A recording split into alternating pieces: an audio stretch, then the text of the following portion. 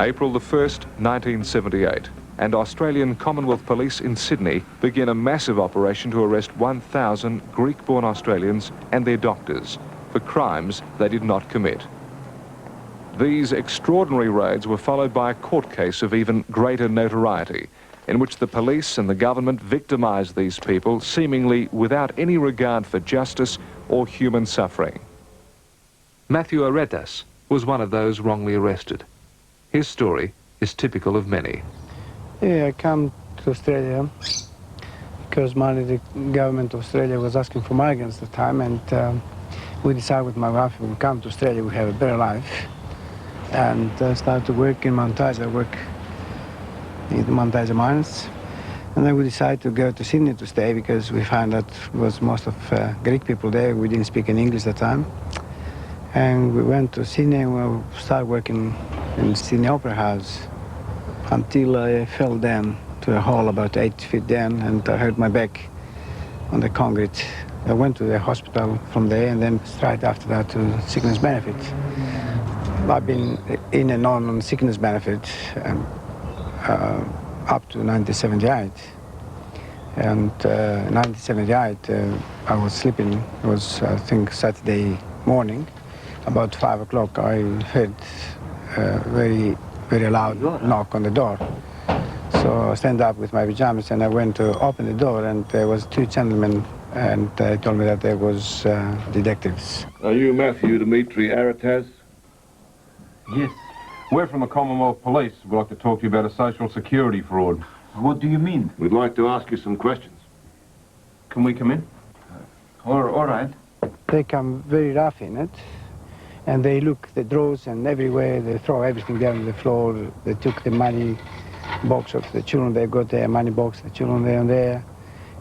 They make mess in the house. You're on a pension, aren't you? Pension? No, I get the sickness benefit. And do you have a bank account, Mr. Aretas? Yes, I do. And how much money would you have in this account?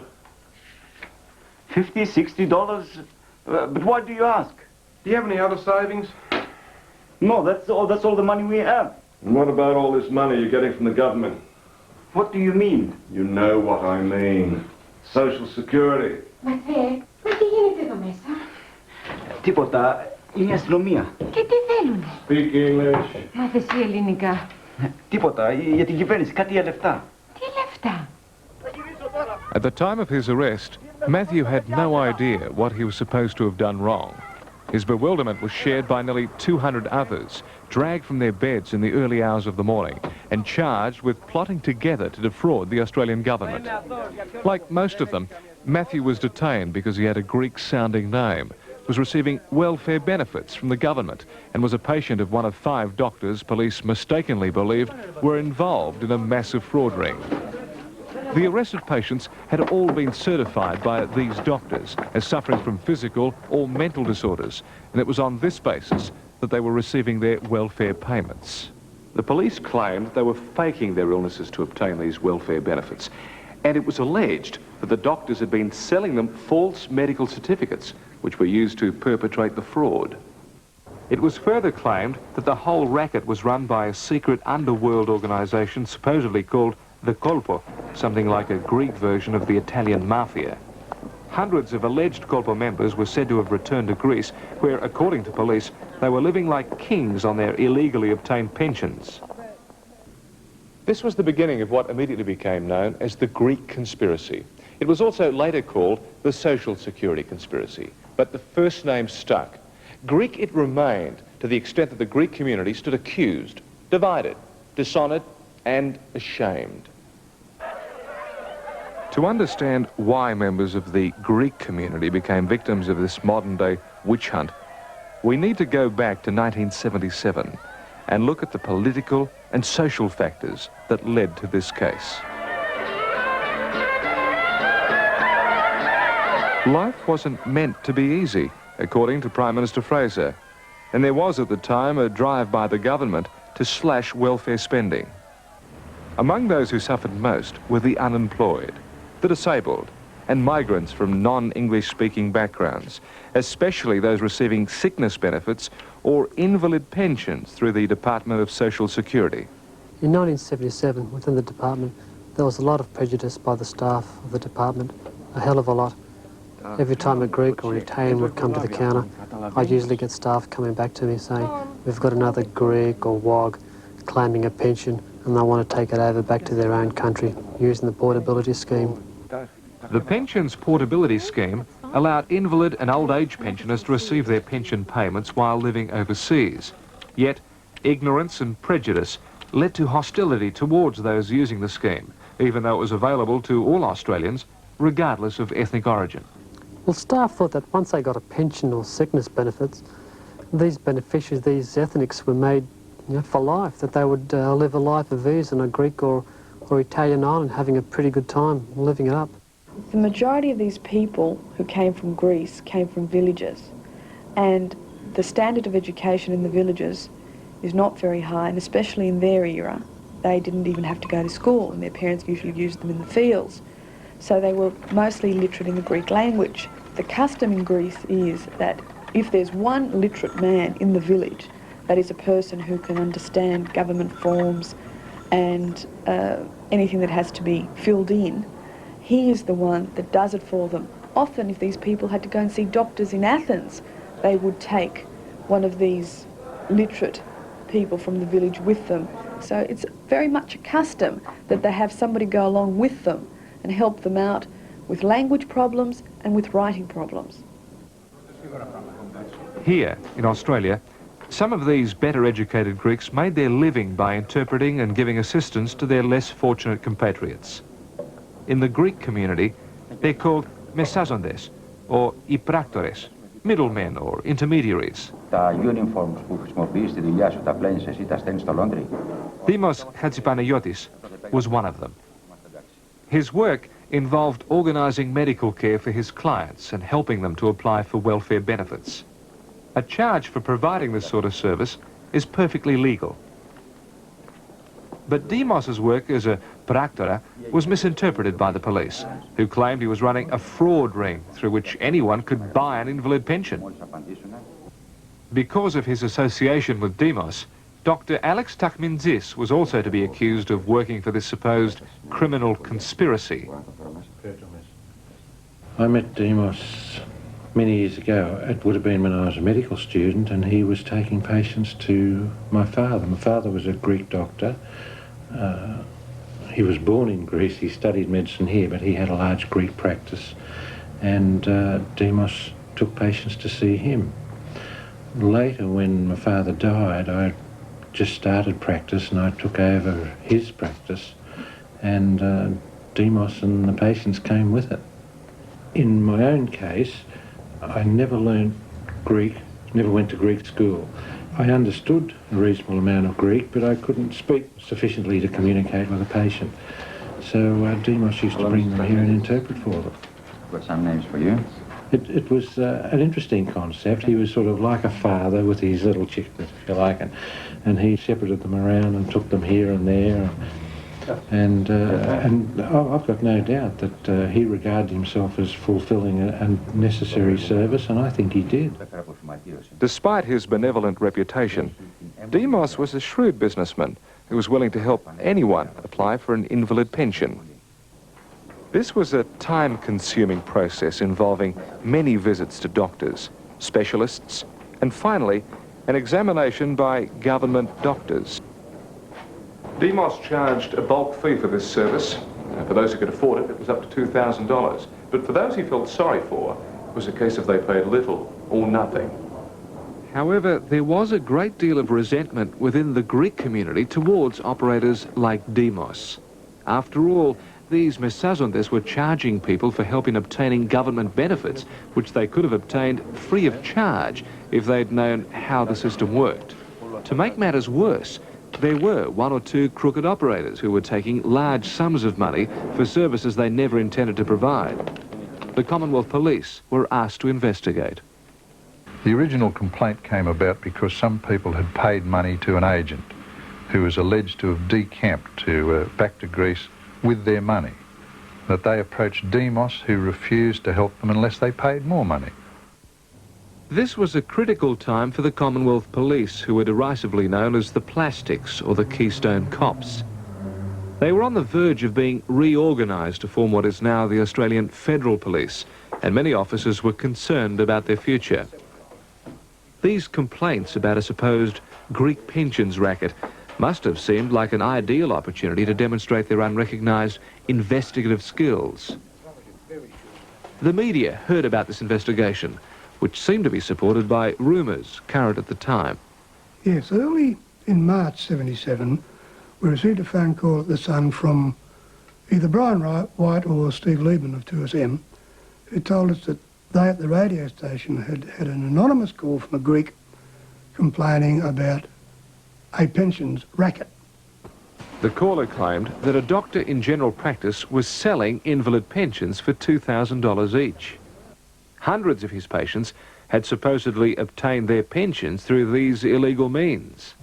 Yes, I read the article in the paper, and it implied pretty clearly, as far as I was concerned, that it was me it was talking about, because I think it mentioned a Greek doctor and it mentioned this area. So I contacted my solicitor and spoke to him about it, and he said the only thing that I would advise you to do is not to have any interpreters in the room when you're seeing patients. During that year, all of my patients that were receiving any sort of social security benefit were reviewed. They were called in, examined by government medical officers, and the evidence was that not one of them was found not to be entitled to the benefit that he or she was receiving. For Inspector Thomas, the newspaper article had blown the cover on his investigation. The story could have ended here. However, a new player was about to enter the picture. His name was Chrisnakis, and his collaboration with the police was to lead directly to the mass arrest and prosecution of his fellow countrymen. In fact, without Nakis, the whole Greek conspiracy fiasco probably never would have happened. This man was a convicted criminal, a self-confessed liar and malingerer with a history of psychiatric illness. Chris Nakis had been hospitalised with tuberculosis some years before, and although no longer extremely ill, he claimed to be worried that the disease would reoccur if he took on full-time work. I want to go to Greece to live. With help from Demos, Nakis had been granted an invalid pension which he arranged to take back to Greece using the pension's portability scheme. A few days before his planned departure, however, the department reconsidered his case and notified him that his pension was about to be cancelled. He was now forced to miss his flight and mount an appeal against the decision. In an attempt to obtain a medical report that would help his appeal, Nakis visited Dr. Takminzis, who referred him to Dr. Anthony Dinnan, a psychiatrist he had consulted several times before. Both these doctors would be arrested as a result of this man's allegations. Yeah. What's this? It just says you've been a patient of mine since December, and I'll supply them with a full report if they request it. Oh, no, this is no good. Well, it's all I'm giving you now. You'll have to make a proper appointment so that I can find out what this is all about. Please, help me. I'm desperate. I'm going overseas. I need that report. I'm not giving you a report. If you're staying here in Australia, you make an appointment with my secretary. I'll see what I can do. Dr. Dinnan eventually wrote a medical report on Chris Nakis, recommending that he return to the workforce. Nakis subsequently lost his pension appeal and was forced to find another source of income. He had read the newspaper report about the so-called pensions racket and the police investigations and decided to turn this to his advantage. Evidence suggests that it may have been a desire for revenge against the doctors who refused to help him, coupled with the lure of easy money that led Nakis to contact the police through his solicitor. Nakis wanted to know how much the police were willing to pay for information which he claimed would interest them. Well now, what have you in mind? He and his solicitor met with Inspector Thomas to discuss the matter. At that meeting, the informant was introduced as Con Poulos. It was a false name, of course. And he outlined to me in general terms the information that he'd be available to give. Nakis complained that he had paid Demos $800 for assistance in obtaining an invalid pension. He said that Demos was the ringleader of the pensions racket reported in the newspapers. He further claimed that all of the doctors that Demos took patients to see were a part of it, including Dr. Dinan and Dr. Takminzis, and that they had provided hundreds of Greek-born Australians with welfare benefits, which Nakis believed they were not entitled to. And for a suitably large reward, Nakis said he could provide evidence against all of them. Inspector Thomas was not authorised to approve a reward offer for Nakis, so he discussed it with his commissioner and representatives from other relevant government departments. He told them that the racket was so big it would cost the government between $5 and $8 million in that year alone. This was of great concern to Social Security, which was under enormous pressure to cut back welfare spending. They wanted a major crackdown to discourage further abuses of the system. Inspector Thomas was then given the go-ahead to offer his informer a $30,000 reward for his information and assistance. I was directed to put that offer to Narcos, which I did through his solicitor, and it was rejected. Nakis wanted more money. $200,000 was put forward as a more realistic reward figure. After further discussions, this was accepted by the Commonwealth Police, and Nakis was now prepared to participate in their investigations. Thomas and Nakis then worked out the details of their collaboration at a number of meetings, including a two-day conference here at the Glensin Motel in Randwick. Also, it was my intention right from the start that we would need an inside agent, that we would need to place somebody in the conspiracy. And it was agreed that he would introduce such a person into the conspiracy, and eventually he did. That was George Theodorakis, the ACT police officer.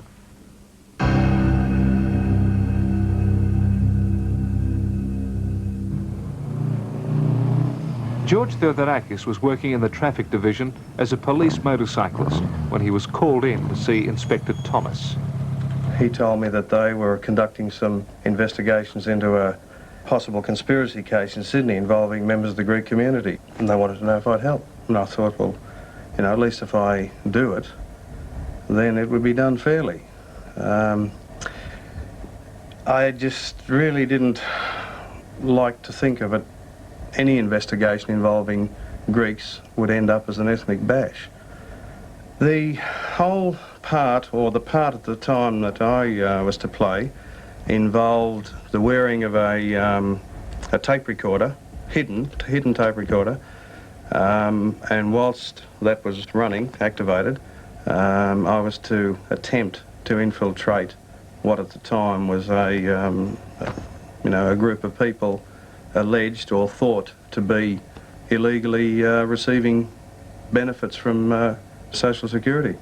I used my Christian name, my own Christian name, for make it a bit simpler, and I used the surname Yanolakis, principally because it's a Cretan name, and coincidentally it happened to be the name of a chap I'd booked a few months beforehand, so it came to mind. And the other part of the initial scenario was that my wife was very unhappy. She wanted to return to Greece.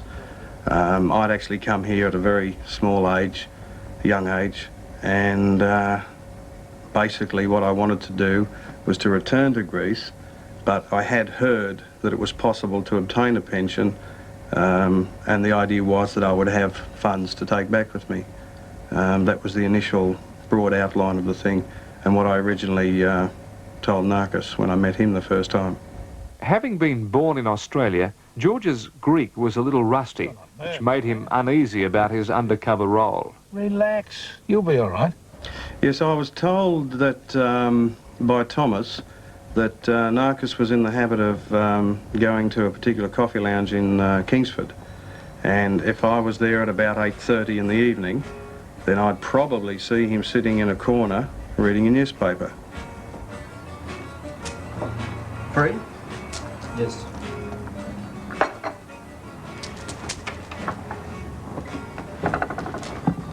Greek. Εγώ είμαι μισός και μισός. Δηλαδή Ιταλός και Ιταλός. Όχι. Είμαι από την Κρήτη. Γεννήθηκα στην Ελλάδα, στην Κρήτη. Και είμαι τώρα στην Αυστραλία πόσο καιρό, όταν ήμουν 6 χρονών. George Theodorakis did not know that Nakis was an informant working for his boss Don Thomas, nor that the meeting had been set up to make him believe that he'd cleared the first hurdle in cracking the so-called conspiracy. Chris Nakis, however, knew from the start that George was an undercover detective, but played dumb and pretended to swallow his unhappy migrant story without question. Μπορείς να με βοηθήσεις?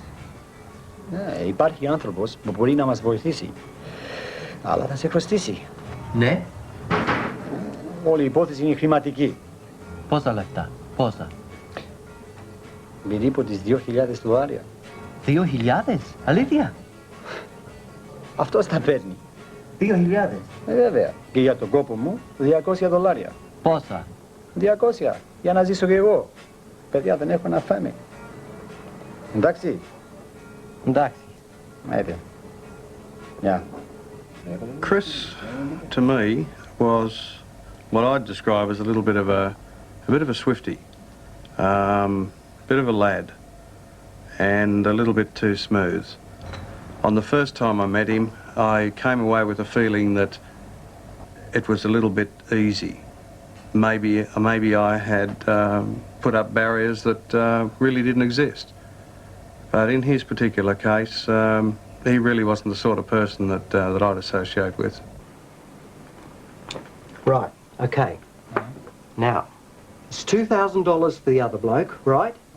And then $200 for himself, for his efforts to introduce me to this other bloke. Thomas later presented the contents of this tape to the Crown lawyers, the Attorney General and the magistrate as proof that a massive conspiracy existed. George Theodorakis was just the first of many to be fooled. As a condition of the reward offer, Nakis was to introduce George into what he claimed was a conspiracy. Hello? Γεια σου Δέμος. Ο Νάκης είναι. Άκου, έχω τον πελάτη και πρέπει να γίνει συνάντηση. It seems he told Demos that George was violent, mentally disturbed, and had threatened to kill his estranged wife and child unless somebody helped him. Nakis arranged a meeting with Demos for the following day. Now, if George had been briefed to say that he was not sick and that he had heard that he could buy a pension, then that would have been a real test to see whether a fraud ring existed. But Demos probably would have refused to help him, and it seems that Inspector Thomas did not want to take that risk. So George indicated that his nerves were bad, which led Demos to treat him as he no doubt treated his other customers. It's going to cost some money. All right? Right. Demos asked for $1,000 up front, with another $1,000 to be paid if and when George received his pension. You have the money?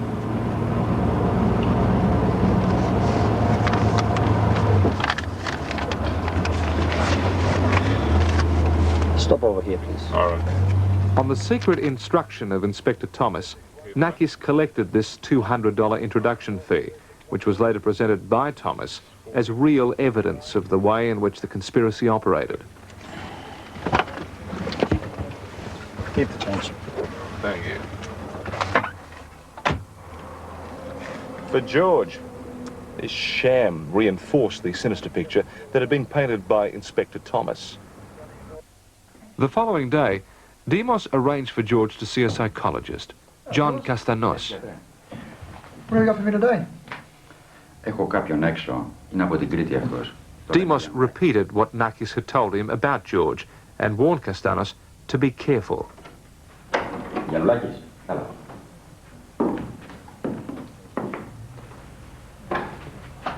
Κάτσε. John Castanos. Γιαννουλάκη. I didn't have a great deal of problems assuming the role that Thomas and I had worked out. On one occasion, I did manage to squeeze out a couple of tears. That was straight out pure play acting. That was purely to set the scene. It was done very, very early in the piece, so that I could lend a little bit of credibility to the personality that I was trying to project. George's play acting was so successful that Castanos claims to have been convinced that he was suffering from mental illness. Yes. George, I'm going to show you 5 photographs here. In later consultations, he coached George on how to embellish his symptoms so that he would have no difficulty in convincing doctors that he was genuinely ill. Love, affection. Is that right? Love and affection, is it? Now we're getting somewhere. Right. My impression of Dr. Castanos, initially, I felt that he might have been a bit of a Robin Hood, that he might have been trying to help people that he felt were less fortunate. But then as the investigation progressed and I went through a number of consultations with him, I felt that he was embarking on a course that would lead him into problems legally. Dr. Castanos readily admitted that he should not have helped George in this way. He acknowledged that it was unethical, but insisted that he was acting out of compassion because of what Demos had told him and because he felt sorry for George's plight. Now, as a psychologist, Dr. Castanos was not qualified to prescribe medication or issue medical certificates, so he referred George to a general practitioner, Dr. Thomas Moss. Dr. Moss believed George's story, which was supported by his psychological report. To you, Doctor. No, I had no reason whatsoever to suspect him of lying. It's normal medical practice for a GP to accept a psychologist's report. After all, he's trained to conduct psychological assessments. So it would have been superfluous for me to do any in-depth examination of him. Dr. Moss issued George with a medical certificate, which entitled him to claim sickness benefits for 3 months. In subsequent visits, George told him that he was unable to sleep and that his nervous state was getting worse. Dr. Moss prescribed the appropriate medication and referred him to a psychiatrist, Dr. Nicholas Casamatis. I had a very long consultation with Dr. Casamatis. It was very thorough, very probing, and I formed the opinion that he was doing the sort of job that one would expect a person in his position to do. Sometimes I feel like I'm standing next to myself, sometimes. And that's when I get upset, because I can see myself. You can actually see yourself? Yeah. It was difficult to establish the reason that he was visiting me. I thought he was ill, not very ill, but he had quite a number of problems. I had put it to him that the possibility of his visit was to gain a pension, which he agreed to, but insisted that he was extremely ill. I didn't think he was pensionable, and I felt that should he pursue this line, he'll be a very disappointed man because he will be rejected by the Department of Social Security. George's undercover work had come to an end. Dr. Casamatis was not prepared to give him a medical report which would support his pension application. One would have thought that this would demonstrate that no conspiracy existed between the doctors and that Demos had no special powers to get anyone a pension. However, Inspector Thomas was adamant that there was a case against the doctors. Acting on this belief, Inspector Thomas asked Social Security to help him compile a master list of all these doctors' patients who had Greek-sounding names and were on welfare benefits. This was a massive undertaking that had to be done by hand. So Social Security set up a special internal investigations unit to coordinate the task. The investigative unit consisted of 2 or 3 people who were advised by management to cooperate in full with the federal police. The instructions were always verbal, and there was never anything ever given in writing. The investigative arm did no investigation whatsoever. It was purely a post office for the collection of the file papers for the Commonwealth Police. Staff at regional offices extracted the files of those beneficiaries with Greek-sounding names who were receiving a sickness benefit or invalid pension. If the file contained medical reports of psychiatric or nervous disorders or referred to any of the doctors under investigation, they were singled out. Staff were also given a sample of Demos's handwriting to see if it corresponded with the writing on the application forms. If a file matched any one of these criteria, it was sent to police headquarters. There was no evidence to the department's knowledge of some sort of racket. It was an investigation being conducted by the Commonwealth Police. Thomas identified over 1,000 patients who he claimed were involved in the alleged fraud ring. Those with psychiatric illnesses came under the strongest suspicion. Now, there was nothing in these files to show that these people weren't entitled to their benefit payments. There was nothing to show that they were part of a conspiracy. In fact, there was nothing in here to show that any conspiracy existed. The only thing these beneficiaries had in common was that they were Greek-born and had seen one or more of the doctors who were being investigated. Yet the police insisted that 99% were faking their illnesses, even though there was no medical evidence to support this claim. After the files were separated and we then started to surveil people because of the allegations that they were actually working. We didn't have enough time in 3 months to do proper surveillance, so that it was a case of one morning if we clicked on a particular person, that was okay, but we just had to leave him then and go on to the next case. So it was very much a superficial surveillance, but it was very successful in what they did do. Superficial is the operative term. None of the material from the surveillance when it was presented in the court showed anything other than these people picking their children up from school or coming or going to the doctors. Very, very few instances would show a beneficiary who was actually working, and this was perhaps one out of hundreds. There's no doubt that, as in every community, there were a few people who were cheating the system and giving genuine beneficiaries a bad name. But these people are normally dealt with by the Department of Social Security and not by the police. Yeah, Social Security has its own internal method of dealing with beneficiaries who are claiming payments to which they're not entitled to. For example, if someone is found to be working, generally the offenders are simply required to just pay back whatever money they shouldn't have received. So their offence is just a breach of the Social Security Act. But in this case, the police did not let Social Security deal with these few offenders that they detected. They continued to insist that a massive conspiracy was at work within the Greek community and planned to arrest the 1,000 patients whose files they had obtained. My plan was, and it was approved by the Commissioner, and I was led to believe at the time by the Minister, that we would charge everybody at the time with conspiracy, that we would then select from those persons charged those people who had confessed and whose evidence could be used if they turned Queen's evidence, so that we were going to then withdraw all the conspiracy charges and proceed with those persons charged with statutory charges under the Social Security Act. That would then allow us to, after selecting our best confessions, to have those people be given an indemnity. They would give evidence against the various doctors, because it was the doctors we were after. The beneficiaries could be dealt with normally. Well, Inspector Thomas's plan sounded a little bit like a conspiracy of its own. What he was saying he was going to do was to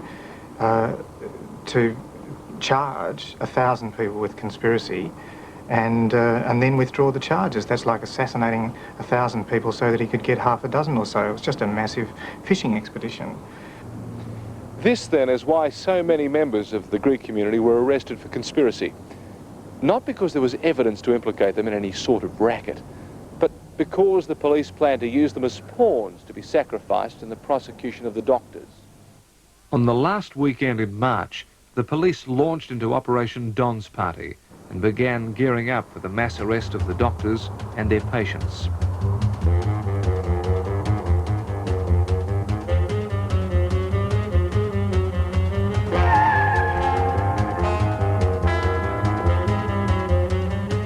Plainclothes officers at Sydney International Airport were placed on special alert in case any suspects tried to leave the country. Yes, I remember that morning very, very well. in actual fact, it's a morning that I'll never forget. I went out onto the veranda around about 8 o'clock, and I then saw 4 of the biggest guys I've ever seen starting to walk up our driveway. I looked over and very jokingly said, "This looks like an invasion." And he looked up at me and said, "Madam, you may be right." Does Dr. Nicholas Casamatis live here? Yeah, sure. Can I ask who's calling? Commonwealth Police. Nick, Commonwealth Police to see you. Yes, well, when my wife told me the police were here, my first recall is when police come to a doctor's house. Usually it's got something to do with one of my patients. So I quite nonchalantly approached the door, and instead, this policeman said very officially that he had a search warrant to search the house, and that I was under arrest for defrauding the Commonwealth government. So they searched high and low, going through the house, under the house. I was a bit confused, and they were saying very little more than that when I tried to clarify what the charges were or with whom, and they just weren't forthcoming. Look, I'm making tea or coffee. Would anyone like some? No. I didn't know anything about search warrants or anything like that, so I had no idea what was happening, what was going on. They were just looking through anything, for anything, but I didn't know what, and I don't know if they really even knew either. That's the kids' bank book. It was the morning, and I was sitting here examining a patient sitting in the chair, and my secretary buzzed me on the intercom and said there were some police who wanted to see me. So I said, sure. I thought it was some routine matter. Asked them to wait a minute and I'll be out. But they didn't wait. The next thing, the door burst open, and in they came with the patient still sitting here with his shirt off. And then they proceeded to search the place and to seize every bit of paper in the building. Eventually, within a couple of days, they sent back photocopies.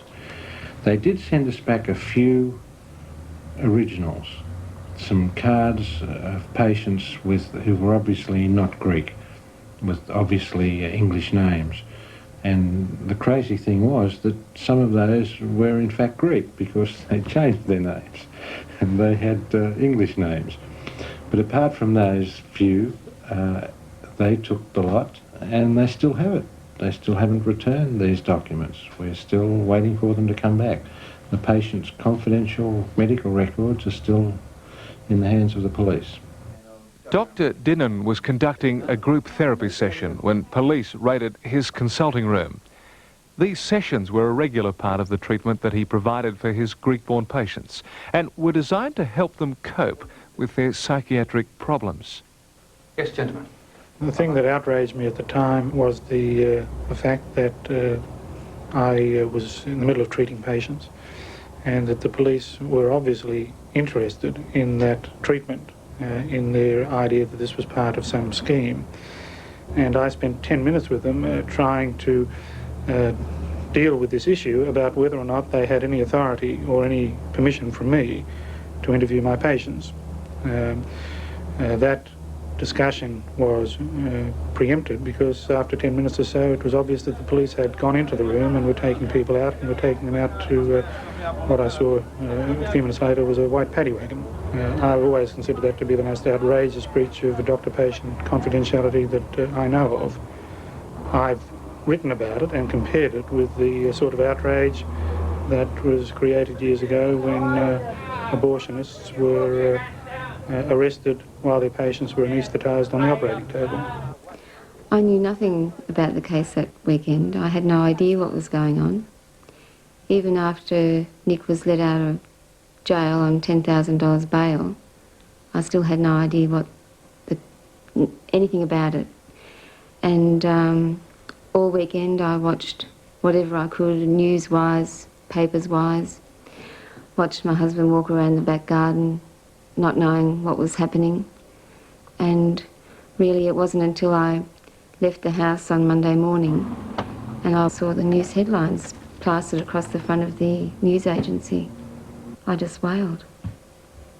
I cried like I've never cried before. Following the swoop on the doctors, the mass arrest of patients began at dawn on April Fool's Day and continued over the following fortnight. These were the largest raids in Australia's history and involved hundreds of police officers. Media coverage of these dawn raids was well orchestrated by the police, who even provided details in advance to journalists and camera crews. As a crime reporter, my job is to get stories that sell newspapers, and this was a good story. It had everything. The huge amounts of money that were involved, the sensational police raids, involvement of the medical profession, and any wrongdoing on their part is always seen as a good story. And it also had two other items. It appealed to the basic insecurity that many Australians feel towards minority groups, and they'll respond by buying papers. In this case, those two were the Greeks and what were perceived to be dole bludgers. Although the police obtained search warrants when they arrested the doctors, they went ahead and raided the patients' homes without them, unlawfully seizing passports and bank books. No doubt the police were counting on these people being ignorant of their legal rights. What if I don't want to go? Then we'll put you in handcuffs and make you go. Now go and get changed. We argued a bit, and they took me, I can say they took me by force out. My wife didn't know what's going on, and the children didn't know what's going on. The children started to scream and cry, and my wife started crying and say, "Get my husband here," and so on. I didn't want to go to the car, and they forced me. They tell me if I don't go to the car, they will put me cuffs and they will take me home, and that's it.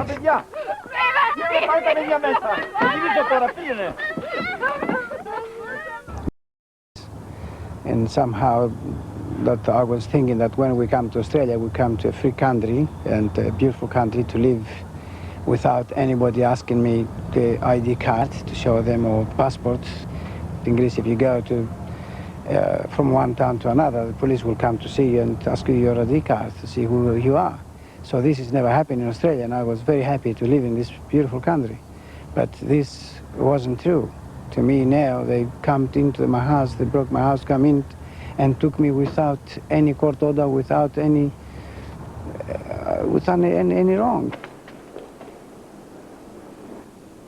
Some of the police officers were humane, doing their job, but the majority were really aggressive. They're all geared up for this situation, and they had already made up their mind that the people they were interviewing were guilty, and they were lying. I can mention a few incidents if you like. One of them I witnessed when I was going to the toilet, and one of the suspects had gone to before me, escorted by a police officer, and just as I left the room, I saw that police officer give me a screwdriver punch on the kidney, and the man, of course, bent over with pain and growled. And when I asked the police officer what happened, he says, "Oh, I don't know. The man said to me, somebody punched me in the kidney." The police officer said, "Oh, no, I didn't. Who would punch me in the kidney anyway? Come on," he said, "we've got work to do." Well, they took me to this room, which they asked me to make the statement. So they started asking questions, fill up the statement, which I did. And when I have the statement back in my hands, I found out that they was having things that I didn't say it. Just sign it, or it's straight to Long Bay for you, mate. They forced me to sign it.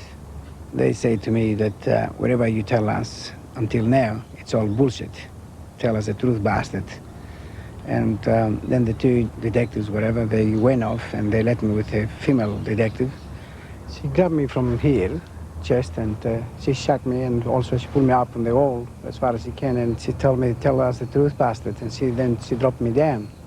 And as soon as she dropped me down, she grabbed me, pulled me up, and she hit me on the stomach and she tell us the truth, bastard, as we're going to bash you up to death. Well, some of my colleagues told me about other incidents of violence, and the worst of the lot was with a man who was walking on a stick, and he was asked to stand up to be photographed, and he was asked to hold sitting down or holding the stick.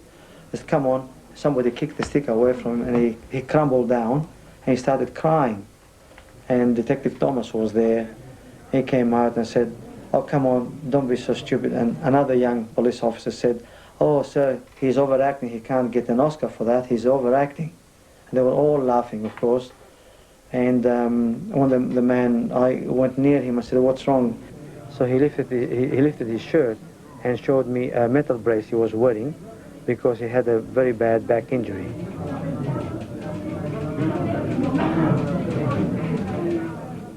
After the records of interview, all those arrested were fingerprinted and taken to central police cells, where they were locked up.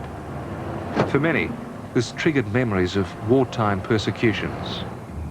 I remember my mother a bit and my sister, and we was persecuted as criminals that time because of the German war, Hitler's, and my mother was Jewish background, and that's why she been shot. And now with this thing happening here in Sydney, I thought that this thing Germans have come back again, because I almost bring all those pictures from 1943 back of him to die. Following his release on bail, Dr. Takminzis and his wife Jo found themselves on call throughout that weekend. I was trying to keep Alex calm and not to worry about the whole thing, but the phone just didn't stop ringing the whole weekend. And that was even more distressing because it was Greek patients ringing, wives, speaking very broken English, wanting to know where their husbands were. And I didn't know. All that we knew, there were people being carted off to police stations somewhere all around Sydney, but we weren't sure where. And I couldn't help these people. The anguish of those arrested was compounded by police reluctance to pass on prescribed medications, a reluctance which in some cases had near-fatal consequences. Adding to this torment, bail was set at $1,000 in cash. Now, most of these people were poor. They didn't have $1,000. But even if they did have the money, the police had taken the passbooks, the banks were closed, so it was impossible for them to raise the $1,000. Now, they would stay in the cells till Monday, when the first day of hearing was on. And on Monday morning, the Central Court of Petty Sessions was chaotic. It was really absolute madness. People running around, children crying, wives crying. They didn't know why the people were in the cell.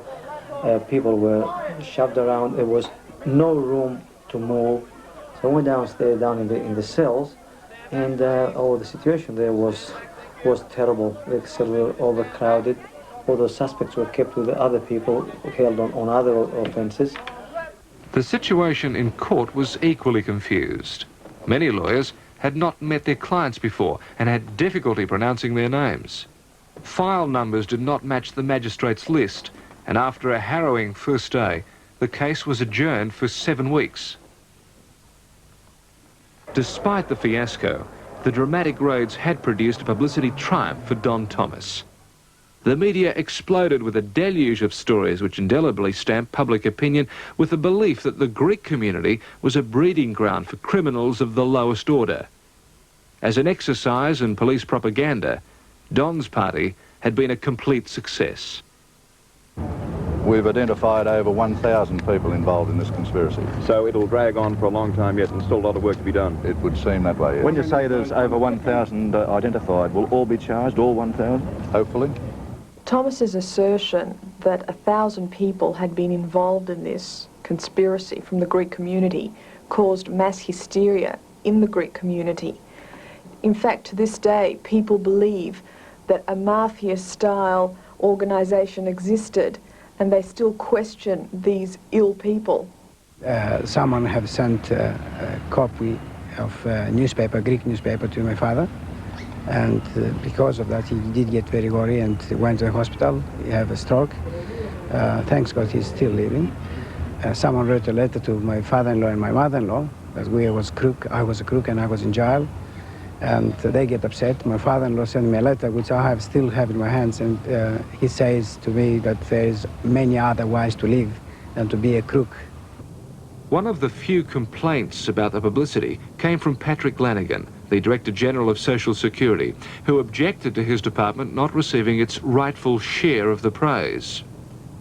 30% of these people... On the first weekend of the raids, he visited police headquarters. The police master list, which contained the names of some 1,000 Greek-born patients, was passed on to his department. Taking matters into their own hands, the department embarked on a course of action that was to have the most devastating consequences of all. Convinced by police claims that there was conclusive proof against these people, Social Security stopped payments to more than 700 Greek-born beneficiaries. This was a decision which, including their families, affected the lives of more than 2,000 people. Hardest hit was a group of 132 pensioners who had retired to Greece with their families under the Pensions Portability Scheme. Having spent the best part of their lives in jobs that other Australians refused to do, these beneficiaries were now accused of ripping off the system in order to settle overseas, where they were supposedly living like kings.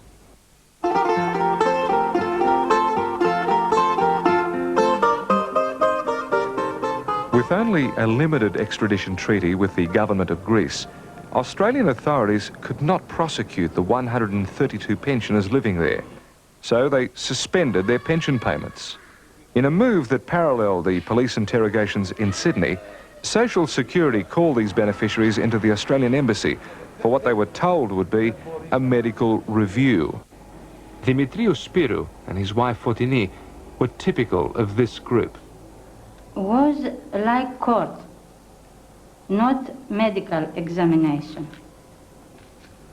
Doctor asked him, when see him, "Oh, which one doctor give your pension?" "Dr. Tahmidzi," and he laughed. "How much money you give him?" We say we didn't give him money. That doctor was a family doctor. So, not Dr. Tahmidzi give us a pension. Pension give us government doctors. Some of the reports resulting from this so-called medical review were later described by a senior Australian government doctor as unprofessional and appalling. He even went so far as to comment that he wondered whether the examining doctor had been politically tampered with. At the time, however, Social Security was satisfied with these reports, and on this basis, 105 pensions in Greece were cancelled. Jim, where were you when your pension was cut? That time I was in the hospital. What did it mean to have the pension cut that time? That time we haven't got money to pay for the tablets for my husband, to go to the doctor, to pay foods for my children, for my husband, for me. It was very difficult.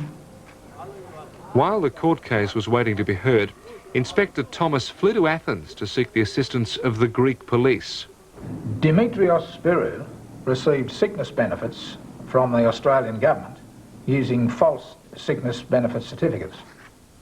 His allegations of a conspiracy were accepted as conclusive proof by the Greek authorities. On this basis, they arrested and prosecuted 9 pensioners who Thomas claimed were key figures in the so-called kolpo. 2 men come, I say I'm detective police, and they take me, I say I bring you in the police station and put me for one very dark room and put me to sleep in there all night. After I went to my house, wasn't house that time, because we used to live under the big building, like gypsy, you know, put material, because we haven't got money to pay rent and everything. On the basis of Inspector Thomas's allegations, Dimitrios Spyrou was declared to be a dangerous criminal and incarcerated here at Korydallos prison, the most notorious maximum security penitentiary in Greece. The policemen say, "Oh, that man is very crook man. He took from government, Australian government, $200,000 bring here. He is like Al Capone, you know?" I say, my husband is not like this. My husband is very sick man. And you don't know, I know how he sick is. Dimitriou was in jail for a month before being released on bail to face the charge of criminal fraud. As a condition of his release, he was forbidden to return to Australia, where he could have reapplied for his pension. These pensioners in Greece had to undergo 3 medical reviews before the government acknowledged that they'd been discriminated against and that they'd been entitled to their pensions at all times. They'd suffered extraordinary hardship for more than 4 years because of the prejudice against them. Meanwhile, in Sydney, all those beneficiaries whose payments had been stopped had to undergo an eligibility review. This was not conducted by doctors, but by officers of the Department of Social Security. Well, they were conducted like something out of a police detective series, something like Starsky and Hutch. I remember one particular occasion, there was one officer who used to get up from behind his desk and pace the floor, and he'd be shooting questions right, left and centre at the 2 people he was interviewing at the time. He'd be going into their old bank books, their cancelled bank books, and say, 5 years ago, you withdrew $100. Why did you withdraw $100? And they had to name the reason why. That's just outrageous. I have to report to the police for more than a year, I think, 2 or 3 times a week. Every time I was going to the police station, someone from our neighborhood was there and see me in the police station all the time. So it was terrible. Nick Kaltsounis' case was a particularly sad case. His friends noticed that after his arrest, his condition deteriorated greatly. He did have a long history of mental illness, and the fact that he had to regularly report to the police and the publicity connected with this case caused him great anguish and distress, to the point that he committed suicide. His body was discovered at Earlwood Park, and the coroner's report indicated that he had swallowed a massive amount of DDT. His was the first suicide caused by the case. Because of this whole case, I was so upset, and I was just, I couldn't go over in my life, and I was determined to end my life. I did try to suicide myself with a Ramstead gun, which Ramstead gun is a gun that they use it in the building site to drive nails and concrete and steel. And I did hit myself. I went to the polyclinic, they took the nail off from the right side here, but it was about ½ inch before they had. The plight of the pensioners was compounded by the refusal of many doctors to see them after the arrests. Dr. Yola Lucia was one of the few who took up their case. I became aware that there are a large number of Greek patients out there whose doctors had been arrested, who were possibly frightened of going back for medical treatment, and I made myself available to them. And as I saw more and more of them, I came to realize that their problems, which were big enough before they were arrested, were being made much worse by the persecution they were suffering. Dr. Lucia's growing concerns led her to meet with the head of Social Security and the Minister, Senator Margaret Guilfoyle. I made it very clear to the Minister and her staff that as an independent psychiatrist, I could see that these people were being made seriously ill as a result of the policies that were being enacted against them. I realized, sadly, that they weren't going to take any notice of me coming from the community. But fortunately, I found Senator Grimes, who understood immediately what it was about. Senator Grimes had been a doctor before he came into the Senate. Well, I just couldn't believe there was a massive conspiracy. We were asked to believe that hundreds, if not even thousands, of members of the Greek community had got together and conspired to overcome the social security laws of this country with each other, when many of them, some of them in fact, were illiterate in their own language. None of them had any knowledge of our legal system or social security system much at all. It was just too far-fetched that there was this extraordinary conspiracy amongst all these people. And in fact, there were a lot of people who had great unease at the time. But the government and the bureaucracy, some members of the bureaucracy, just felt they had to defend everything they'd done over and over again. And that's the story, I think, behind this sad and sorry case.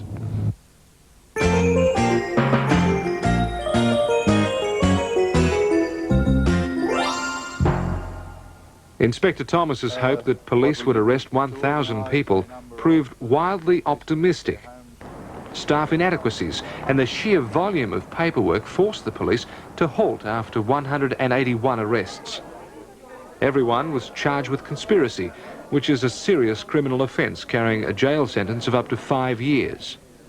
My first impressions of the case were of course formed before I came onto the case, and like everybody else I believe these people to be guilty, especially because of the magnitude of the media and the interviews that the police, like Don Thomas, gave the media implicating all these Greeks, and I'd never assumed that people would be making statements like that unless they had evidence to prove the charges.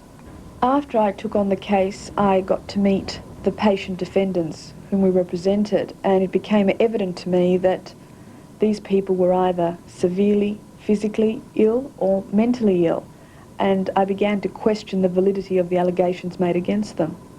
Before the case could be launched, both the prosecution and the defence lawyers needed to know the details of the crime that these people were supposed to have committed. Well, it's a pretty fundamental principle of law that a person charged is entitled to have some details of the charge. That's called particulars of the charge. Now, in this case, the defence were attempting to get some detail of this conspiracy against their clients, and the prosecution came to court saying that they hadn't been able to obtain those from the police. Over the next year, the start of the hearing was postponed 4 times, simply because the police were unable to provide the particulars to substantiate their sweeping allegations. I am, and I remain concerned at the Crown's failure and apparent inability to provide any particulars of its case. With hindsight, one can only assume that the Crown failed to provide those particulars because they just didn't have them. It was a case of proceeding and hoping to find the evidence to fit the charges, not the other way around, which is the orthodox way. The first major cracks in the case appeared 9 months after the arrests, when charges against 13 patient defendants were dropped, even before the hearing had begun. The judge asked the prosecutor to present evidence in the court of me, and the prosecutor says no evidence. And the judge says that you mean you don't have any evidence for Mr. Retas, and you bring this man to court and you put him in jail with 5 children, and then the charge has been dropped. So I was very happy that I've been free. Despite being cleared of any wrongdoing, Matthew and his family had to endure further persecution by their neighbours. The neighbours was very crook to us. They didn't want to talk to us. The neighbours children tell us that I was a crook and a criminal. And we have quite a few times broke our windows and knock our doors and close our light off and close the water off, and they broke the windscreen of our car. So many stupid things. So we left the house in Mandurah and we went to Kupapiti, and we live since then to Kupapiti. Kupapiti is a remote opal mining town in the South Australian desert, where Matthew and his family still live today. Meanwhile, in Sydney, there was a growing suspicion that those arrested were not criminals, but victims of a government campaign to scare people off, claiming welfare benefits. With a case against them continually being postponed through police ineptitude, this awareness began to spread. In fact, the Deputy Crown Solicitor who was directing the prosecution was on the verge of dropping charges against many of those accused because of the apparent lack of evidence against them. The case was back on the front page, this time because the police operation was being revealed as a blunder of major proportions. In an effort to prevent the case from collapsing even before it had started, Inspector Thomas turned again to his secret association with Chris Nakis. As part of their original scheme, Nakis had been arrested and released on bail with everyone else in April 1978. Only Thomas and Nakis knew that his arrest was simply a ploy to disguise their collaboration. Then, several months later, Thomas had Nakis called into police headquarters. In a consummate piece of play acting, Thomas and Nakis pretended that they had not been working together. Thomas interrogated Nakis as if he was an agent of the so-called conspiracy who had been caught demanding a $200 introduction fee from an undercover policeman. Yanalakis further informs me that after leaving the home of Demos, he paid you the sum of $200 for the introduction to Demos. Have you anything to say about that? No. Nakis played along with this charade, and over the next 5 months, the deception was developed and resulted in a police file. It portrayed Nakis as a confessed member of the alleged racket, who was now willing to tell about everyone he knew to save himself from prosecution. Well, let's go over this part about the undercover policeman. The piece de resistance of this file was a 49-page statement which Thomas helped Nakis to write over a period of 2 days. Not surprisingly, it incriminated almost all of those patients against whom charges would otherwise have been dropped. He had just been back to Greece and he knew Peter Simmons. OK? Thomas knew that this statement contained lies and was a manifest perversion of the truth. Hello, Don. How are you? David? Nevertheless, he presented it to the prosecution as the evidence needed to launch the case without disclosing the way in which it had been obtained. The purpose of this intricate and bizarre deception was to hide the fact that Nakis stood to gain a huge reward for incriminating as many of those on trial as possible. Okay, good. On the evidence of Nakis, there was this loose-knit association which he called kolpo, which apparently is a Greek word meaning the trick. And on Nakis's evidence, Nakis's statement certainly, it was a general conspiracy in that there was interaction between the doctors and interaction between the beneficiaries themselves to assist each other. And that evidence was considered, together with other evidence, that it was capable of proving a general conspiracy. On the 26th of March 1979, almost a year to the day after the first arrests, the Crown finally opened its case. We now propose, Your Worship, to give an outline of evidence expected to be given by what may be called major Crown witnesses, whose evidence relates to more than one individual defendant. Now, the first of such witnesses with whom we propose to make reference is a co-conspirator arrested and charged, but in respect of whom the Crown has given an indemnity. His name is Chris Nakis. Without Nakis, it is highly unlikely that the case would ever have been launched. Nakis was in fact the star witness for the prosecution, and the whole case hinged on the credibility of his evidence. But it was obvious from the start that his testimony was riddled with inconsistencies. For example, central to his allegations against the doctors was his claim to have obtained sickness certificates from them without being ill. Yet, when cross-examined, he admitted that he really had been ill, which undermined his entire story. Yes. And that you might have had vomiting problems in 1977. Yes. And that you might have had dizziness problems in 1977. Yes. And that you might even have had irritability problems in 1977. Yes. Even though much of his testimony had been unbelievable, Nakis was released by the court and returned to Greece, still hopeful of a reward payout. At around the same time, Inspector Thomas flew to Greece. It was his third trip in search of evidence which could be used to prop up what was proving to be a very shaky case. This time, he returned with another major Crown witness. Anastasia Topoulou, Tassia we called her, she was presented as being one of the major important Crown witnesses against us. And she was brought over from Greece under police guard at enormous public expense, no doubt, and came into court with evidence that was proposed would be damning to most of the defendants, and it was just unbelievable. In fact, one of the major points of her evidence that was presented by the Crown was that she saw me here twice a week, every week, for a period during December and January of that period. It suddenly came to our realisation that that was impossible, because that was the precise time I was in Europe. I wasn't here. And when I leaned over and told my barrister this, he asked the Crown for my passport so he could examine it, and they refused to give it to him. But the Crown had the passport. They've still got it. It hasn't been returned to me yet. They have my appointment books, so they knew that that just wasn't true, that she was telling a lie. In a move described by the magistrate as unique in his experience, the prosecution had Tasia stood down 9 days into her evidence. She was so lacking in credibility as a witness that the prosecution also requested that all her evidence be disregarded by the court, presumably because it was so damaging to their case.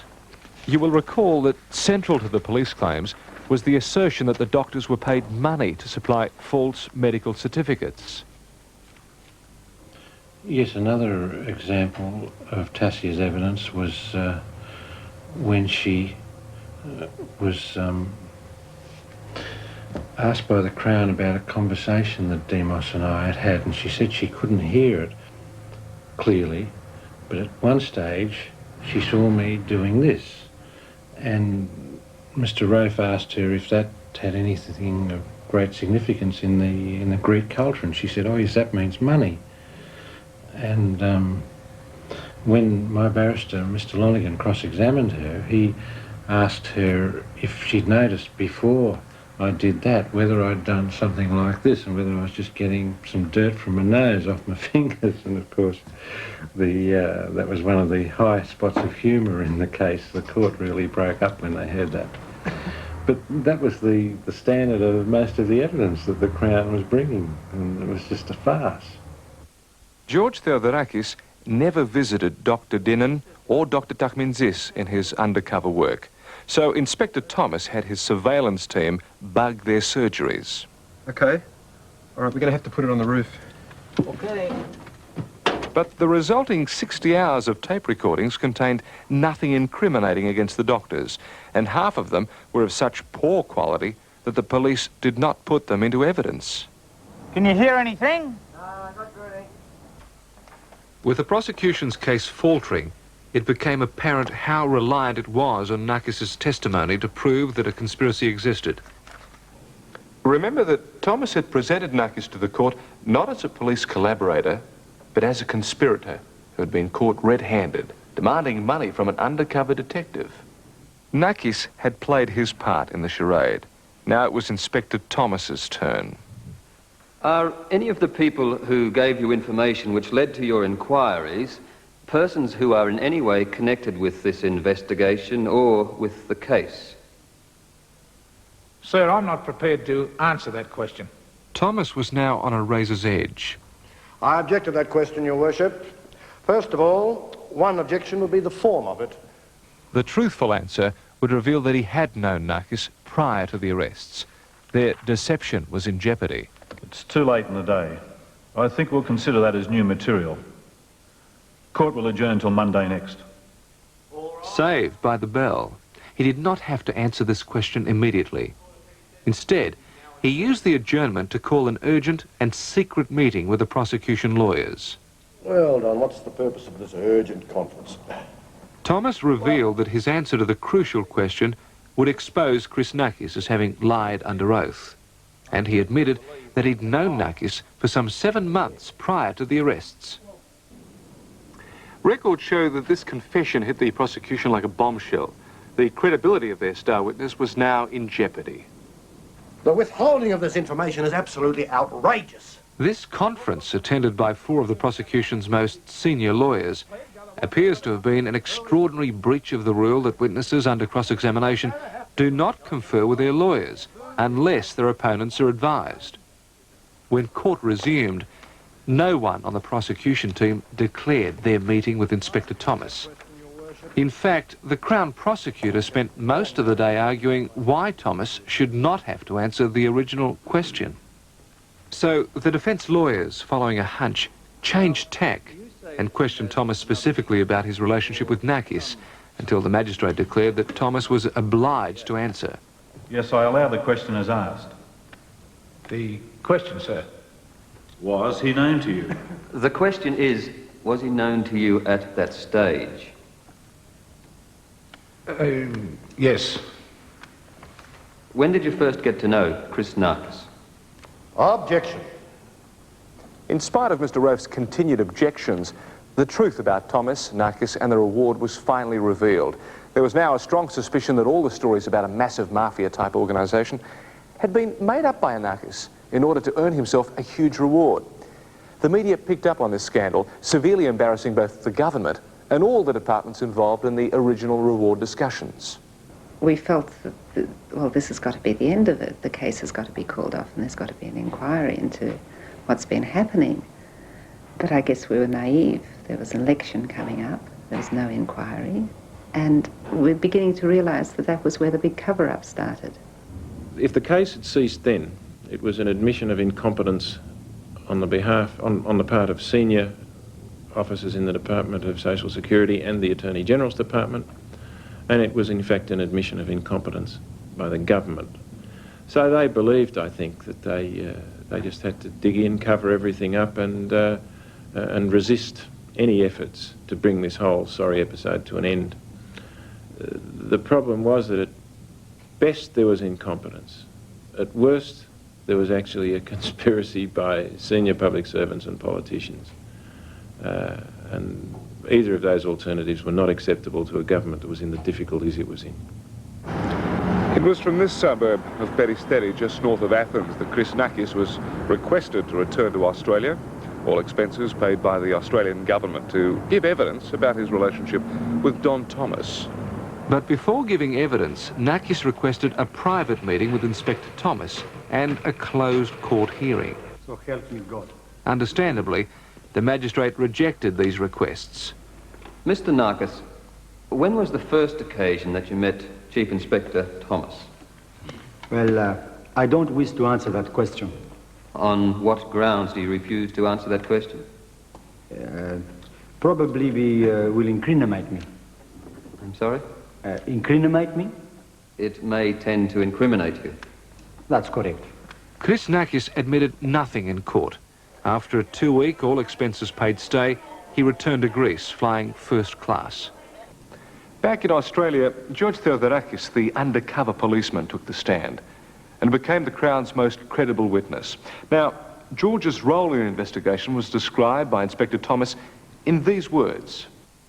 After reading all my Greek mythology, and I think it was Diogenes, spent all his life looking for an honest Greek, I found one and loaded him up with a tape recorder. It makes me pretty annoyed, a thing like that. I mean, for a start, I think, to be correct, Diogenes was looking for an honest man, not necessarily an honest Greek. And that alters the nature of the thing quite significantly. It tends to infer somewhat of a slur on the general character of Greeks in general. And that's not very nice. In police parlance, when someone is loaded up, they're saddled with false evidence in order to guarantee a conviction. As far as being loaded up, there is a very sinister connotation there. It just enhances the feeling that I have that's been reflected by so many people since March of 1978, that in my desire to serve the police force, and I guess I've got to admit to a degree of naivety, well and truly used. Well and truly. Not only me, but my family, because they suffered with me. And that's when I start to get a little bit pissed off. Even the Crown prosecutor was demanding an explanation. He was particularly concerned about suggestions that Thomas had concealed the reward negotiations because he had planned to take a share of the final payout, an allegation which Thomas strongly denied. For the police and the government departments that were implicated in the fiasco, the court proceedings became a last-ditch attempt to uncover some evidence which could be used to vindicate their involvement. Against the limited facilities of the defence lawyers and the clients they represented, the prosecution had seemingly unlimited access to the resources of the Commonwealth Police, Administrative Services, Social Security, the Attorney General's Department, the Crown Solicitors, Finance and Treasury, the Department of Health, including Medibank, and the Department of Transport. The prosecution had a computer to log and correlate the 4 years of court transcripts. Until the time of the final address, the defence did not have access to this resource. Evidence was being bulk tendered as the case expanded to juggernaut proportions. Unlike some of the doctors, Dr. Anthony Dinnan did not have a medical defence union that would meet his legal costs. So he represented himself in court for more days than any other defendant in English legal history. Well, one of the advantages, in fact the unique singular advantage of representing yourself, is that you are privy to the information which normally is only available to lawyers. So I could find firsthand what the prosecution's case consisted of, and it was a bit like the story of the emperor who had no clothes. I was aware for week after week, month after month, year after year, that the prosecution's case was threadbare and virtually non-existent. But the outside community, of course, had no knowledge of that, and because the matter was sub judice, there was very little I could do but sit in court and watch it go on day after day. The incredible irony of this case was the fact that by the end of the case, about 95% of these people had their social security benefits reinstated, and they were found to be eligible by the Department of Social Security. Yet the police were prosecuting, saying that they weren't entitled, when in fact the Department of Social Security said they were entitled. By now the government was looking ridiculous. The case had been grinding on for some 4 years. Many charges had been dropped, and still no one had been committed to trial. It had become the longest, most expensive hearing in the history of the English-speaking world. Even the magistrate was concerned that the prosecution's case was a hopeless one. He gave them the benefit of his private advice in a secret and highly irregular telephone call to one of the Crown lawyers, Herman Waltering. Look, Herman, all I wanted to say, those things about Thomas and Marcus, lost cause, to try and prove a general conspiracy on their evidence. But that doesn't mean the case should go down. The Crown should be looking at what it can salvage from this. 2 days later, the prosecution acted on this secret advice, and on the 7th of June 1982, finally dropped all charges against Dr. Dinnan and the remaining patient defendants. Dr. Dinnan had successfully represented himself for 275 days before the hearing. The atmosphere in the court that day was one of disbelief and one of hysteria. Many people were crying, many people were laughing. It was a very, very emotional day for all concerned, including the Defence Counsel. Even though the patient defendants had suffered years of persecution for a crime they'd never committed, the government saw fit to further prosecute some of them for misdemeanours which had nothing to do with conspiracy. Well, out of the original over 1,000 people who were said to be involved in this, only something like 3% were ultimately charged with specific offences, and I represented a number of those. The vast majority were entirely trivial offences.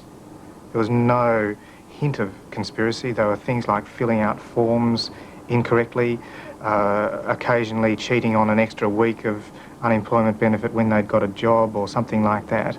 And in fact, I'm aware of a number of people who simply pleaded guilty, even though they would have had good defences, because they just wanted to get the thing over and done with. And by that time, most of the people who were pleading guilty were getting either very small fines or just simply good behaviour bonds. And it was preferable for those people to take that and get it over and done with than wait longer to defend the case. In his summing up, the magistrate had this to say about Inspector Thomas, Chris Nakis, and their fabricated evidence. I propose to bring the circumstances of these actions by Detective Chief Inspector Thomas to the notice of the relevant Attorney-General, with a view to proceedings being taken against him for conspiracy to pervert the course of justice, or for perjury, or for both. Turning again to the Narcus-Thomas revelation, I am of the view that the evidence has established the highest impropriety by the then Detective Chief Inspector Thomas, that he permitted Detective Theodorakis to go about his undercover duties unaware of the secret agreement between Thomas and Narkis is nothing short of scandalous. That he contrived the second and third records of interview that he conducted with Narkis is a matter of grave concern, no doubt done for the purpose of improving the quality of the evidence. To the astonishment of the magistrate, the Attorney-General, Senator Evans, stepped in, notifying him that he did not propose to take any action against Inspector Thomas in relation to the matters that had been uncovered. In 1983, not long after the Labor Party won office, the government admitted that all the prosecutions had been conducted or commenced with want of due care. A Royal Commission was established to assess the compensation payable to those patients who had been unjustly prosecuted. Even though the conspiracy charges against Dr. Dinnan and the patients had been dropped, the magistrate continued prosecutions against the 4 remaining doctors. The prosecution of the doctors continued for another 2 years, until one of the defence lawyers discovered information which revealed the magistrate's improper phone calls. These calls were such serious breaches of justice that the impartiality of the whole case was called into question. The proceedings were set aside. The real cost of the so-called Greek conspiracy case will probably never be revealed. It has been estimated at $100 million. The cost in terms of human suffering is incalculable. Finally, 8 years after the arrests, the charges against the doctors were officially dropped. They joined their patients in the compensation assessment. The case was over. I think nothing will pay off what happened to me and my family. I think there is no money. It doesn't matter how much amount of money will pay all the suffering we have passed through. George, did the culprit really exist? I don't think so. I think it was a figment of someone's imagination. I'd certainly conduct the case in that way again, but I think I would have politicians put everything they said on paper before I started. Don Thomas left the Australian Federal Police in 1981. Ironically, he was granted a police invalid pension and has since been practising as a barrister in Sydney. The real Chris Nakis commutes between Sydney and Athens. He's still hopeful of a reward payout from the Australian government. He's had a hair transplant and he's in hiding.